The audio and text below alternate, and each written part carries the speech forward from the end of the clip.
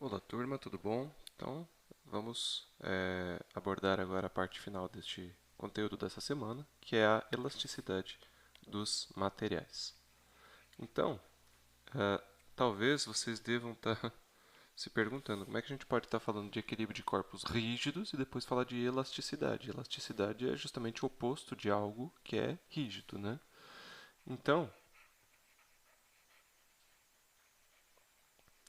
realmente, são conceitos que se opõem.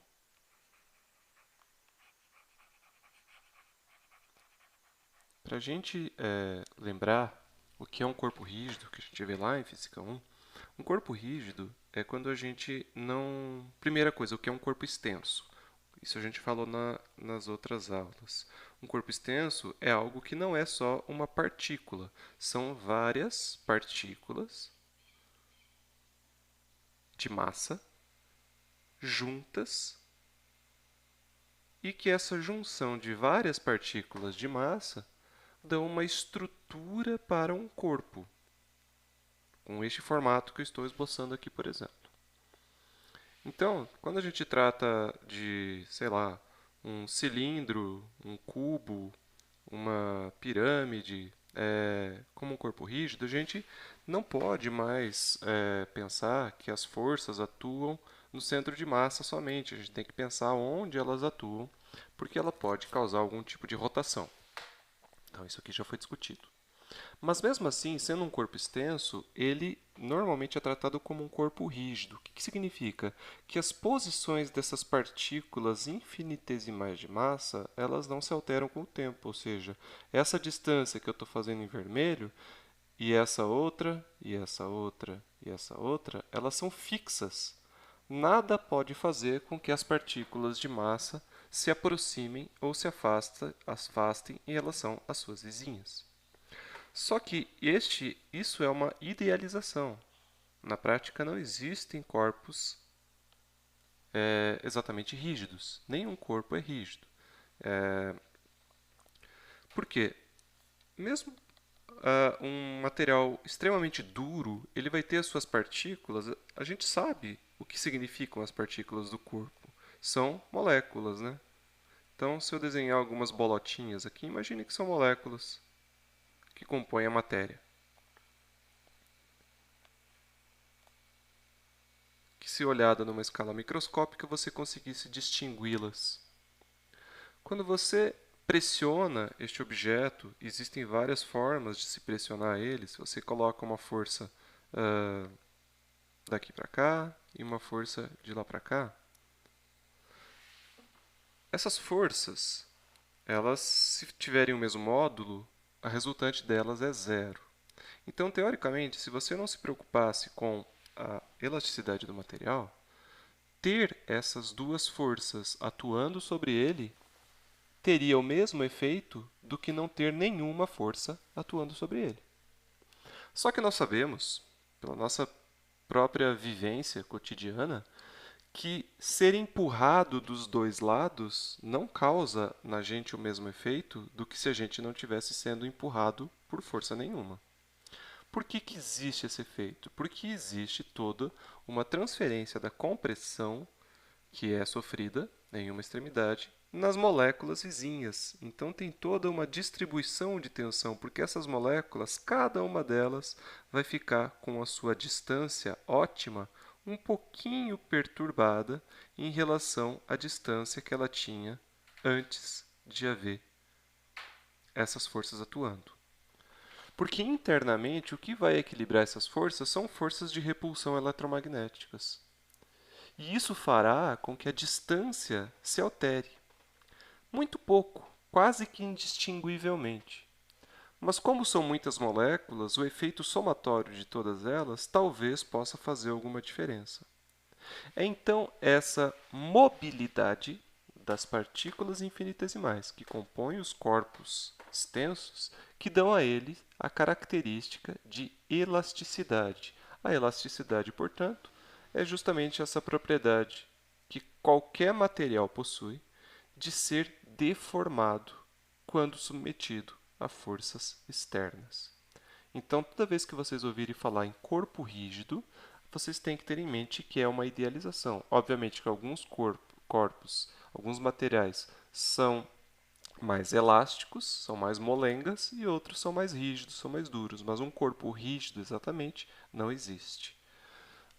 Então, a gente vai ver nessa aula como a gente vai tratar isso de uma forma bastante simplificada.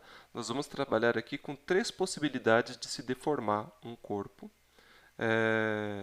e como que a gente trata isso analiticamente. Antes da gente partir para isso, eu só queria falar para vocês de um efeito prático que existe quando a gente leva em consideração a elasticidade do material. Então, vocês viram lá na Física 1 que quando você pega uma bola, uma roda, por exemplo, um cilindro, e você rola ele numa certa superfície, então você bota ele para girar aqui, ele vai andando, vai andando, vai andando, até que ele para, certo? Por que ele para?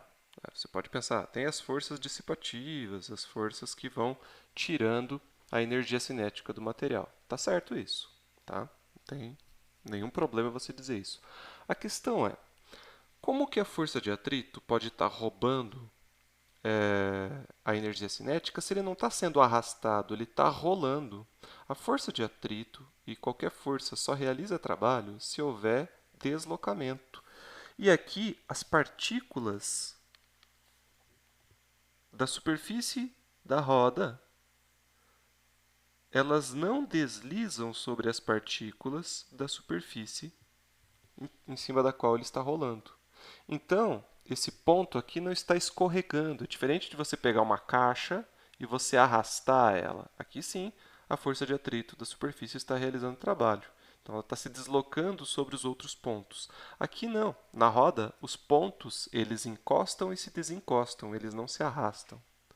Então, a força de atrito aqui com o chão não está realizando o trabalho. Portanto, não é ela a culpada dessa roda parar de girar. Você pode pensar assim, é o ar. Se você pudesse colocar isso numa câmara de vácuo, tirar todas as moléculas de ar, quem sabe ele giraria para sempre. E a resposta é não, não é o ar o culpado. Se você fizesse o mesmo experimento num espaço sem atmosfera, mesmo assim, esse objeto iria rolar durante um tempo e ia parar. Então, quem é o culpado? O culpado é a elasticidade do material. Quanto mais duro for essa roda, mais ela vai conseguir girar e mais ela vai conseguir rolar sem ter a sua energia cinética totalmente dissipada. Quanto mais molenga, quanto mais flexível for este material, menos ele vai conseguir percorrer essa distância. Por que isso? Digamos que você conseguisse identificar somente 2 traços aqui. Na verdade, isso aqui vai acontecer em qualquer segmento que conecta as 2 extremidades da roda. Aqui eu vou fazer um em vermelho e um em azul. Devido à elasticidade do material, o segmento azul ele vai ter 2 forças atuando ao longo dele. O peso da roda e a normal aqui com a superfície. Já ao longo dessa linha vermelha, a estrutura interna do material não vai ter nenhum tipo de força de tensão sobre ela. Ao longo dela, não.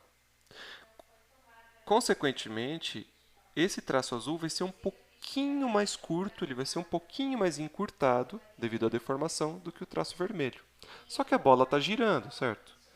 Vai chegar em algum momento.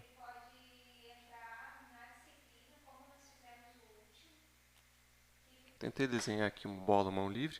Vai chegar um momento em que o traço vermelho estará na vertical e o traço azul na horizontal. Quando acontecer isso, o diâmetro mais curto vai ser o vermelho e um pouco mais alongado vai ser o azul. Se você conseguisse enxergar essa roda girando junto com ela, é como se esse traço vermelho ficasse oscilando. Mais comprido, mais curto, mais comprido, mais curto. E o traço azul a mesma coisa. Em outras palavras, é como se essa roda ficasse fazendo este movimento aqui. Eu vou exagerar bem minha ilustração, mas é como se ela ficasse ficando mais alongada e depois mais alongada assim. Como se ela ficasse oscilando entre essas duas configurações, tá? Aqui eu exagerei. Mais ou menos isso. Então é como se a roda ficasse oscilando entre essas duas configurações se você conseguisse enxergar ela girando junto com ela. Então é como se alguma coisa ficasse pichando ela longitudinalmente e depois transversalmente, longitudinalmente e transversalmente. Quem está fazendo esse trabalho de ficar espichando e desespichando a roda? Quem está fazendo esse trabalho é a. Quem está fazendo é um pouco difícil de responder, mas quem está gastando essa energia? Quem está gastando essa energia é a própria energia cinética da rotação, que ao fazer com que eu fique alternando e aproximando as moléculas numa direção e depois na outra direção, vai fazer com que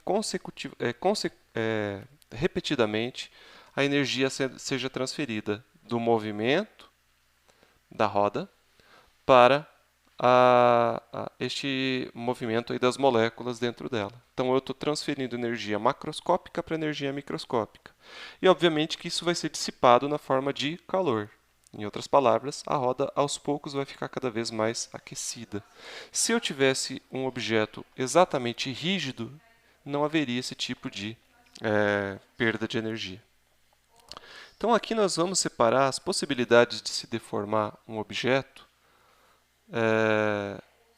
utilizando como critério a direção em que a força atua sobre as superfícies. Nós sempre vamos pensar em um par de forças. Então, vou colocar aqui um cubo como sendo nosso objeto aqui para ilustrar as situações. Então, pensa num cubo aqui. Então aqui eu tenho 6 superfícies, né? O cubo tem 6 lados. Não precisa ser um cubo, tá? Pode ser um paralelepípedo, pode ser um cilindro, tanto faz. Só que aqui fica mais fácil da gente entender. Obviamente que ele está sobre uma certa superfície, né?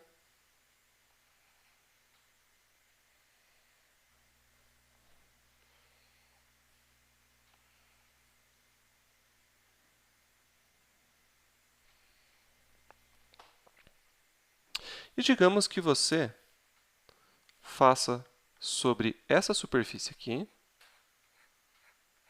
uma força que empurra ele para baixo.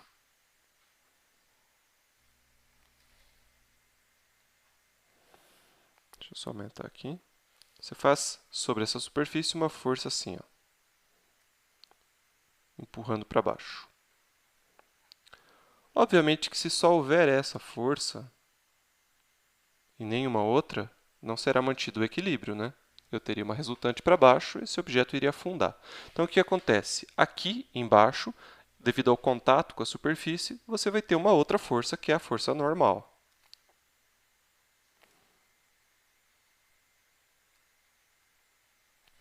A capacidade de deformar este objeto seria deixar ele mais achatado na vertical, né? Deixar ele mais chato, mais chatinho. Mas a capacidade de fazer isso com mais ou menos eficiência depende, sim, da força. Quanto maior essa força, mais achatado ele vai ficar. Mas também depende da área, porque se essa mesma força, digamos, seja de 1000 newtons, pressionar esse cubo, ou paralelogramo, e essa superfície ali em cima seja de 1 metro quadrado, a deformação vai ser uma. Agora, se for de 10 metros quadrados, uma laje, vai ser outra, bem menor. Então, a gente aqui vai utilizar como grandeza não somente a força, e sim a força distribuída pela área. E a gente batiza esse nome de tensão.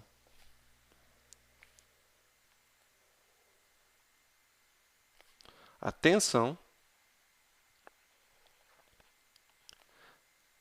vai ser a força que atua no sentido da deformação sobre a área. E aqui é só o módulo da força. Eu nunca vou me preocupar com a direção e sentido, porque a direção e sentido você vai ter que saber de antemão quando você for classificar o tipo de tensão. Eu já vou dizer para você como você vai classificá-la. Então aqui você só vai entrar com um número, nunca vai ter sinal positivo nem negativo.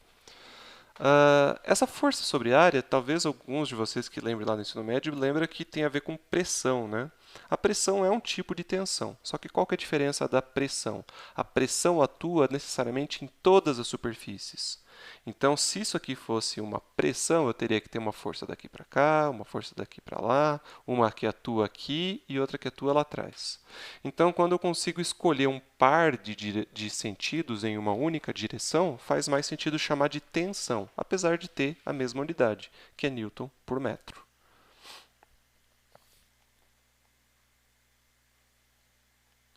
Então, a unidade aqui da tensão vai ser Newton por metro, mas nos manuais ou em tabelas de propriedades dos materiais, muito comumente usa-se ao invés de Newton por metro a unidade de pressão mesmo, que é Pascal. Tá? Veja bem, se isso aqui acontece, as moléculas que estão alinhadas aqui, cada uma delas vai ficar um pouquinho mais próxima de sua vizinha do que estaria se não houvesse esse par de forças. Consequentemente, vai haver um encurtamento aqui. Deixa eu fazer de amarelinho. É como se esse meu objeto ele vai ficar um pouquinho mais curto do que ele ficaria caso não houvesse essas duas forças. Então, aqui, óbvio que eu exagerei na escala, né? Mas é como se eu conseguisse abaixar um pouco esse meu objeto.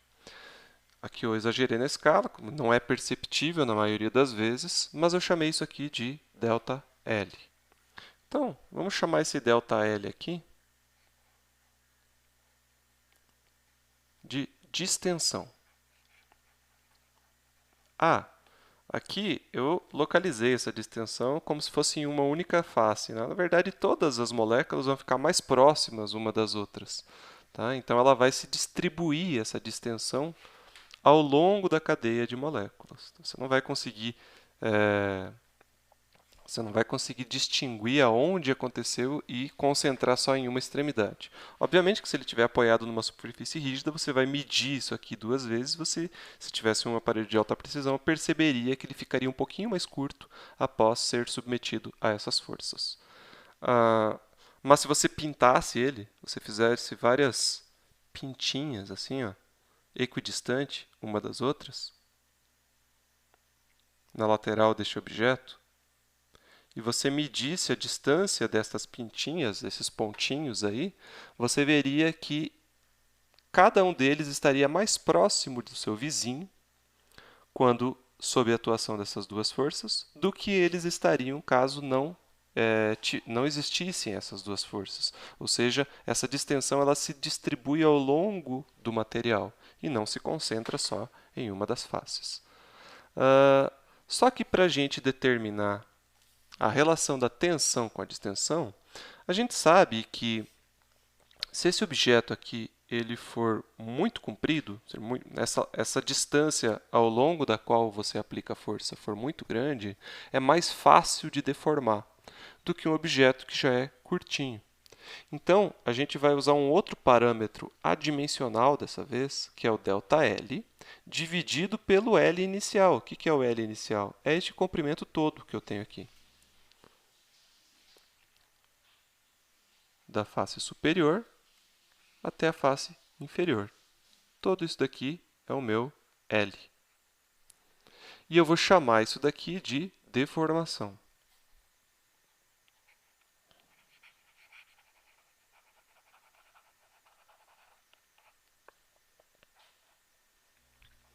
E o que eu vou mostrar aqui para vocês não tem dedução analítica, é uma expressão empírica, ou seja, ela vem da observação e da constatação experimental que as coisas funcionam. Então, o que é de se esperar?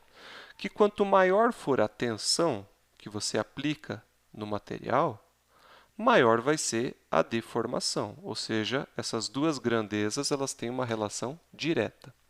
A relação mais simples que existe entre duas grandezas é a igualdade, quando alguma coisa é igual a outra. Mas aqui não necessariamente pode ser igual, porque eu posso ter um bloco de madeira, eu posso ter um bloco de vidro e eu posso ter um bloco de ferro. E os três, para uma mesma tensão, vão apresentar deformações diferentes. Então, a segunda relação matemática mais simples que existe é uma quase-igualdade. que é uma quase-igualdade? Olha, uma igualdade seria isso aqui, certo?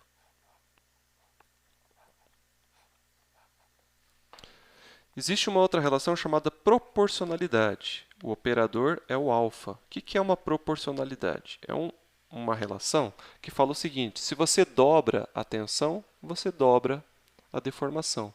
Se você multiplica a tensão por 10, você também vai multiplicar a deformação por 10. Mas não significa que elas sejam iguais.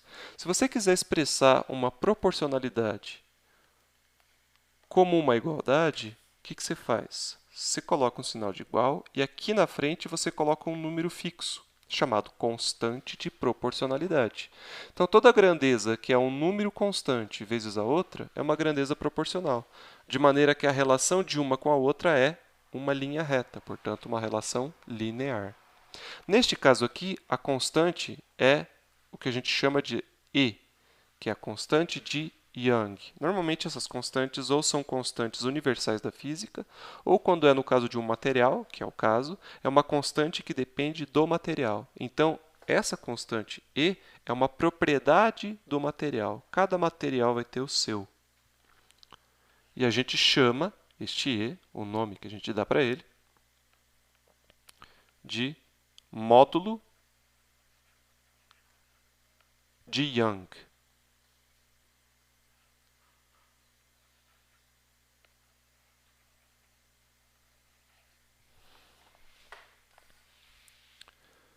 Veja, o ΔL é um comprimento e o L é um comprimento. Portanto, essa fração aqui não tem dimensão, ela é adimensional. Portanto, o módulo de Young tem que assumir a mesma dimensão que a tensão, ou seja, Newton por metro. O módulo de Young ele vai ser um número tão grande quanto maior for a rigidez do material. Materiais muito duros terão módulos de Young elevados. Materiais mais flexíveis terão módulo de Young menores. Se existisse um corpo rígido ideal, como aqueles que a gente considera lá na Física 1, ele haveria um módulo de Young teoricamente infinito, que obviamente não existe. Mas existem módulos de Young muito grandes, como, por exemplo, coisas na ordem de 10 elevado a 6, 10 elevado a 7 newton por metro. Por que ele seria infinito? Porque esse ΔL é zero em um corpo rígido ideal. Se o ΔL é zero, se você isola ele aqui, você vai dividir qualquer coisa que não me interessa por zero. E qualquer coisa dividida por zero é infinito. Dito isso, eu vou falar das primeiras dois tipos de tensão, que são os mais fáceis de serem reconhecidos, que são as tensões de compressão e as tensões de deformação. Então, eu vou colocar aqui de novo meu cubo, agora eu vou pressioná-lo em outra direção. Veja, não é necessariamente a direção da força que determina se ela é de compressão ou de tração, e sim como que ela se relaciona com o seu par. Essas forças de tensão sempre acontecerão em pares. Por que tem que ser em pares? Porque se não for em pares, não haverá equilíbrio.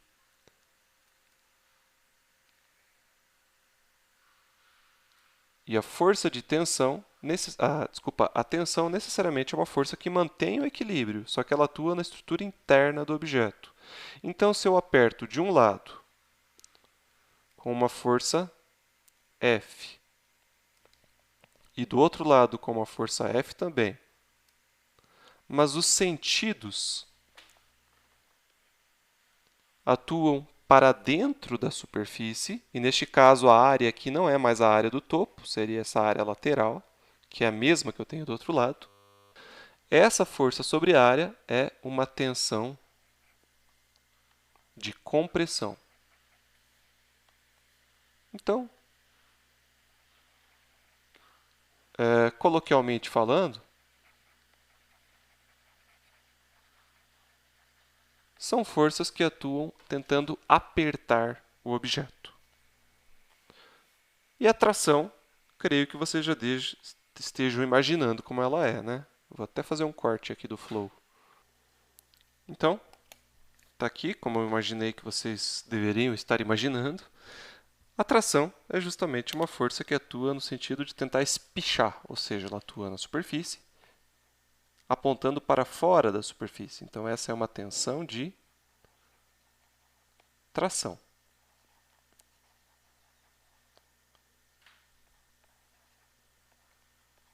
O tratamento analítico dessas duas tensões é exatamente o mesmo.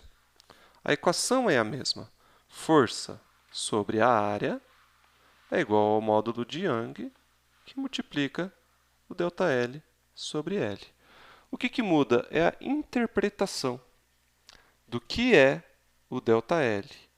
Neste primeiro caso, o ΔL é uma diferença negativa. Obviamente que você vai calcular em módulo, então a equação não vai apresentar valores negativos para ΔL, mas você tem que interpretar o significado do ΔL como sendo um valor negativo aqui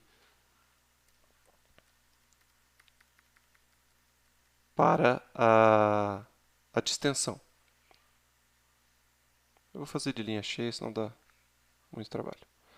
Então, ΔL representa uma diferença para menos ao longo da força. E veja, a área é só a área onde a força atua. Todas as outras áreas aqui você não leva em consideração a força. Já neste caso aqui da tração, o ΔL seria uma diferença para mais. É uma coisa que se ganha, né? Você deixa ele um pouquinho mais comprido, por assim dizer.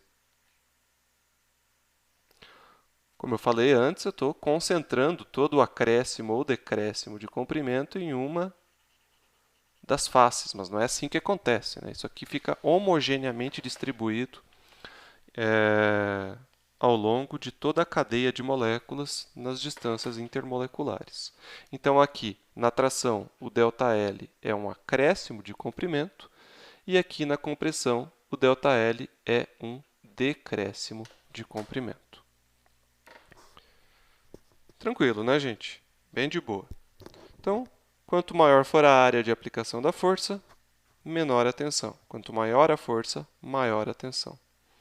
Outra coisa, o módulo de Young, que é uma propriedade do material, ele, curiosamente, é o mesmo para um mesmo material quando você comprime ele ou quando você traciona ele, na maioria das vezes. Tá? Então, a mesma resistência que o material apresenta para ser comprimido será que ele apresenta ser tracionado. Existem exceções, alguns materiais, principalmente os materiais de tecidos orgânicos, eles podem apresentar diferenças de serem mais fáceis de serem comprimidos ou às vezes mais fáceis de ser tracionados. Mas nos nossos exercícios, a gente sempre vai assumir que o módulo de Young é o mesmo, tanto faz a tração ou a compressão. Mas existe uma terceira situação, que é aquela onde, veja que nessas duas situações aqui, a força atua para dentro e depois para fora, sempre em pares, porque esse objeto continua em equilíbrio. Mas nas duas situações, o ângulo formado entre a força e a superfície era de 90 graus, tanto aqui quanto aqui. Agora, existem situações onde esse ângulo aqui não é de 90 graus. Que é o que acontece, por exemplo, se você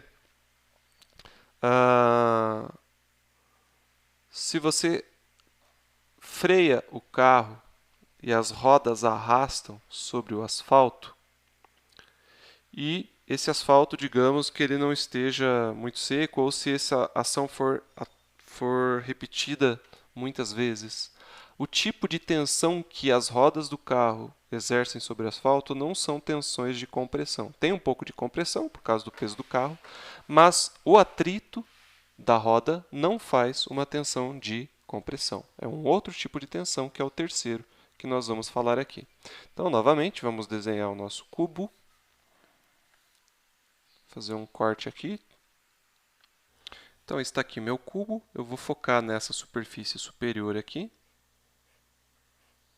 Só que ao invés de pressioná-la ou tracioná-la, eu vou atuar com uma força que empurra ela tangencialmente, ou seja, paralelo à superfície.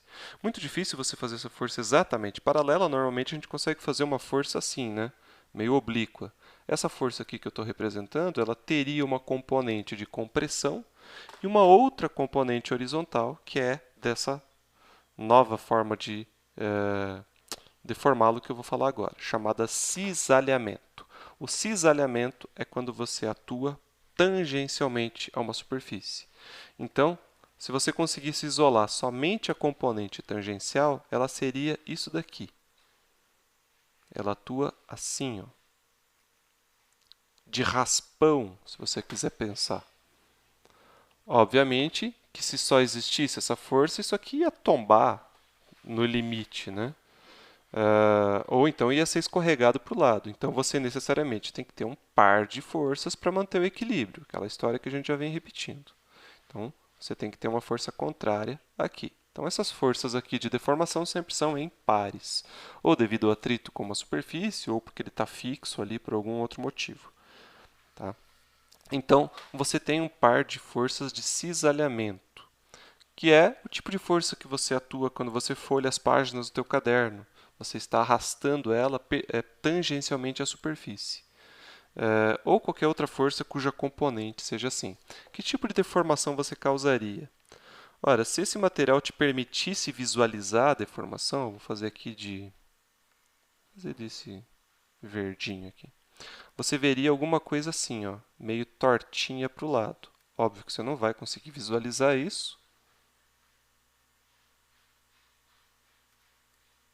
mas se ela fosse bem flexível, é assim que ela se comportaria. Deixa eu fazer um cortezinho aqui. Então é como se ele tivesse dado uma caidinha para o lado, né? Ficado meio pepenca. Imagine que é um bloco de gelatina. O bloco de gelatina é bem um cubinho de gelatina, que é bem flexível. E digamos que você pega o teu prato e você dê uma inclinadinha no prato. O que vai acontecer? O peso do próprio bloco, que antes significava uma força de compressão, porque estava atuando sobre ele, vai ter uma componente dele, não todo, mas uma certa componente dele, vai atuar na direção paralela à superfície e ele vai ficar meio envergadinho assim para o lado. Esse tipo de tensão também vai ser escrita como sendo F sobre A forma de escrever ela não muda, mas o nome que se dá muda. Chama-se tensão de cisalhamento.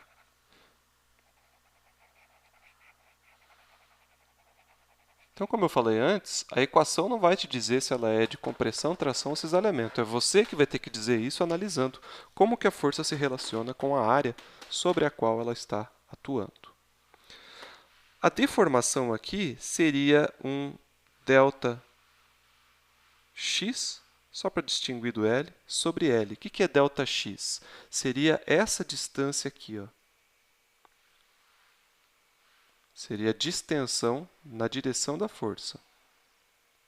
E o L é a distância... Aqui causa talvez uma certa confusão.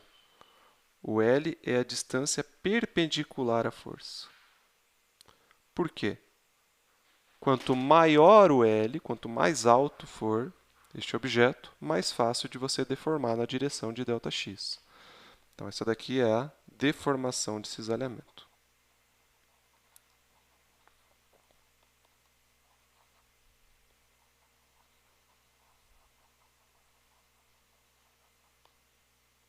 E a maneira como a deformação se relaciona com a tensão é a mesma, só muda a interpretação.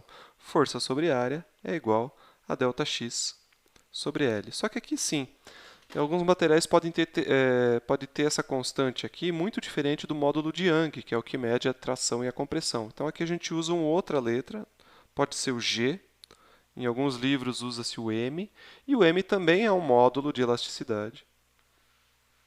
Só que a gente chama de módulo de cisalhamento.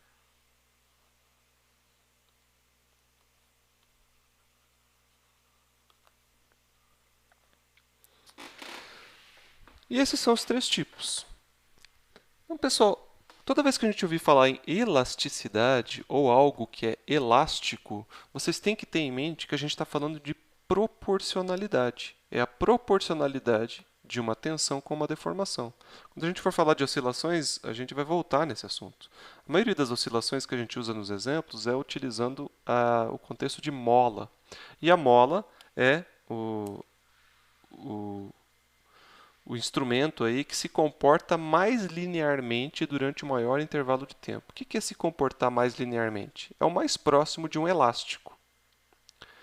Mas o que é ser elástico? É ter uma proporcionalidade. Ou seja, se você faz um gráfico experimental, se você vai no laboratório, enfia um bloco de madeira, por exemplo, numa prensa, e aí você faz um gráfico com os teus pontos experimentais, onde normalmente a gente coloca a variável independente na horizontal, mas para ficar de acordo com a equação, digamos que a gente plote ela colocando na vertical os valores de força sobre área. O que é a força sobre área? Digamos que é um cilindro de madeira aqui, ó, que você colocou numa prensa.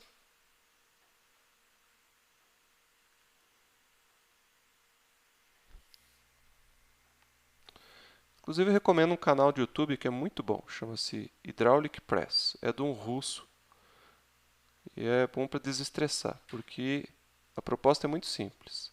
É esmagar numa prensa hidráulica os mais diversos tipos de material que ele pode imaginar, desde bola de golfe até ovo. Então, dá uma olhada lá, vai para o YouTube agora e procura Hydraulic Press. Você vai ver que tem um monte de coisa que você pode esmagar numa prensa hidráulica e como que eles se comportam. Estou desenhando aqui de um jeito meio tosco.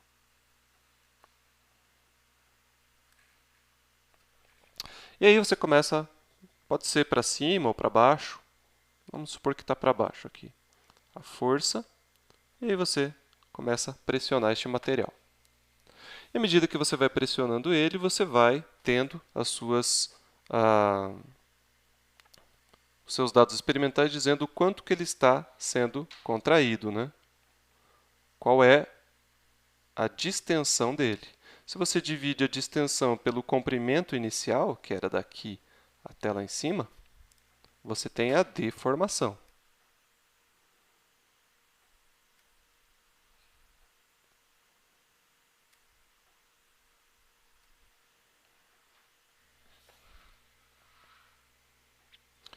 Então, você vai ter vários valores de ΔL. Você pega o ΔL e divide pelo L inicial. Você coloca aqui. E você vai ver que no início, esses pontos experimentais, eles são mais ou menos uma linha reta. Por que eles são uma linha reta? A gente sabe que todo resultado experimental ele não se comporta exatamente como a teoria, principalmente devido aos erros, né, que a gente discute lá no laboratório. Mas sempre vai existir uma linha reta que acomoda o mais próximo possível desses pontos. Então, uma relação linear indica proporcionalidade. Quando você consegue traçar uma linha reta entre uma grandeza e outra, é uma proporcionalidade. E o que é uma proporcionalidade? É quando essa grandeza é praticamente igual a essa, a menos de uma constante de proporcionalidade, que aqui é o módulo de Young. Tudo bem? E o que é interessante da propriedade elástica? O mais interessante é o fato de que quando ele está obedecendo essa elasticidade, quando essa relação for linear, significa que as deformações não são permanentes. Ou seja, se você desligar essa prensa, o objeto vai voltar ao seu tamanho original do jeito que ele era, completamente reversível. Agora, se você exagerar na dose, e dependendo do material, porque alguns podem quebrar antes disso, esses pontos vão deixar de ser uma linha reta. Pode ser que eles se curvem aqui assim. Pode acontecer várias coisas, a depender do material. Então, nesse regime aqui, mais errático, normalmente você tem algo que é o regime plástico. Então, aquela equaçãozinha, f sobre a igual ao módulo de Young, ΔL sobre L, é uma equação empírica, idealizada, que ela só é válida para esse intervalo de tensões aplicadas, que é o intervalo elástico. E significa que se você estiver no intervalo elástico, as deformações são temporárias, só existem enquanto atua uma força externa. Já no regime plástico, não. Se você chegou ali, provavelmente as deformações vão ser permanentes. Você cessa a força externa, mesmo assim, o material não volta a ser o que era antes. E vai chegar um ponto aqui, que é a própria ruptura do material, que ele vai se partir, vai se quebrar. Em alguns materiais mais frágeis, mais delicados, o ponto de ruptura é antes do regime plástico. Vidro, por exemplo, não vai ter regime plástico. Então, com isso, a gente encerra o conteúdo. Então, eu vou deixar para os exemplos dessa parte são mais simples, né? Uma equação que nem tem vetor a ser considerada, uma equação totalmente escalar. E aí, se vocês tiverem dúvidas, a gente pode ver isso lá nos atendimentos de segunda-feira, beleza, gente? Então, bons estudos e até mais.